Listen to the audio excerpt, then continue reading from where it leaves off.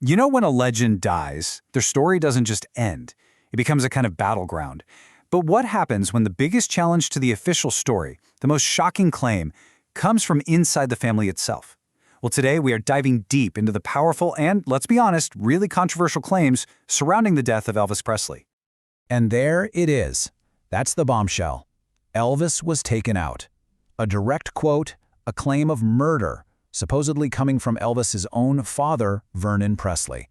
I mean, if that's true, it changes everything we thought we knew about one of the biggest stories in music history. And the person saying this, it's not some random person on the internet. It's Donna Presley, his first cousin. She literally grew up in the world of Graceland. She was a true family insider. And that, right away, gives her words a kind of weight that's, well, it's pretty hard to just ignore.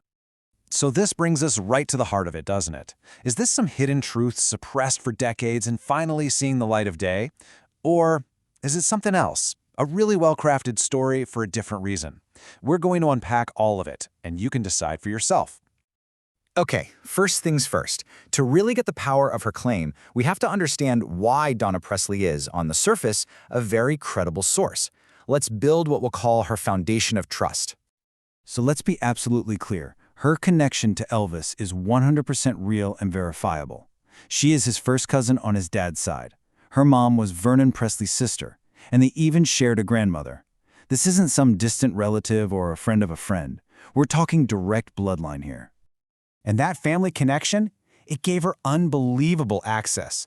Just look at this timeline of how close she was. As a kid, she spent her summers at Graceland. As a teenager, she and her family actually lived on the property. And this is huge. After Elvis died, she worked right alongside her Uncle Vernon in the Graceland office. She was there. But, and this is a really critical but, you have to notice the gap. Her most intimate, first-hand access, those summers and teen years, that all happened before Elvis entered his final, really tragic decline between 75 and 77. So while her memories of a younger, healthier Elvis are totally genuine, her direct, day-to-day observation of his most troubled years is pretty limited. Just keep that detail in the back of your mind. Now here's where things take a turn.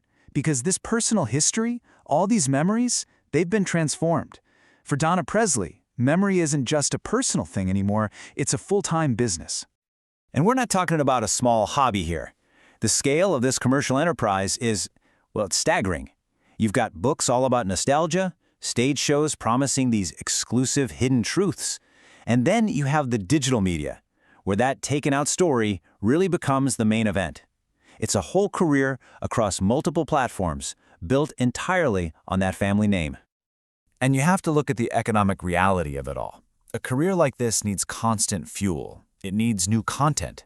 I mean, there are only so many sweet childhood stories you can tell, right? To keep an audience coming back and, buying tickets and books, you need what the source material calls narrative refreshment. And that often means you have to shift from simple nostalgia to something way more sensational. So, let's get into those sensational stories. This is where we put her biggest, highest-risk claims right up against the established historical record and see how they stack up. Wow, the difference here couldn't be more dramatic, could it? On one side, you have this claim of murder, based entirely on a private conversation that no one else heard. And on the other side, you have the official record, a tragic death from a heart attack brought on by severe prescription drug abuse. A shocking 14 different drugs were found in his system. So you have to ask, how can you make such a huge claim without any real proof? Well, it's a tactic we're calling the Vernon Shield. See, by saying the story came from our Uncle Vernon, who died way back in 1979, the claim becomes untouchable. You can't confirm it, you can't deny it, no one can cross-examine the source. It's a perfect, unprovable story. But honestly, it doesn't stop there. The next high-risk narrative is even wilder, and it involves Donna Presley's direct involvement in a scientifically baseless conspiracy theory, the whole Eliza Presley DNA hoax. Okay, so try to follow this. A woman named Eliza asks Donna for a keepsake. Donna sends her own hair. Eliza then uses that hair for a DNA test, which of course proves she's related to the Presleys. But then she twists that result to prove her connection to some guy she claims is Elvis still alive. The point is, by providing her own DNA, Donna basically gave this scientifically debunked hoax a stamp of family legitimacy. So, after all that, where does this leave us? What's the big takeaway here? Well, this last section is meant to be a kind of guide for you, a way to think about these kinds of stories whenever you come across them. Here's the most powerful tool you have. The source material calls it the analytical divide, and it's actually really simple. You just draw a line. On one side, you put the low-risk nostalgia, the sweet, harmless memories of childhood. Enjoy those. But on the other side, you put the high-risk, totally unverified bombshells about murder and conspiracies. And for those, you have to bring your sharpest critical thinking. And to help you out, here are 3 huge red flags to always look for. First, is there a really clear financial reason for this story to exist?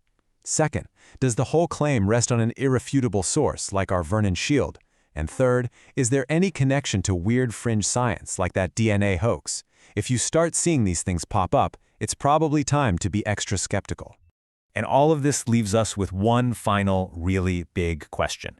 When a legend is gone, their story becomes this incredibly powerful thing, a valuable commodity. So, who gets to own it? Is it the official estate, the historians, the fans?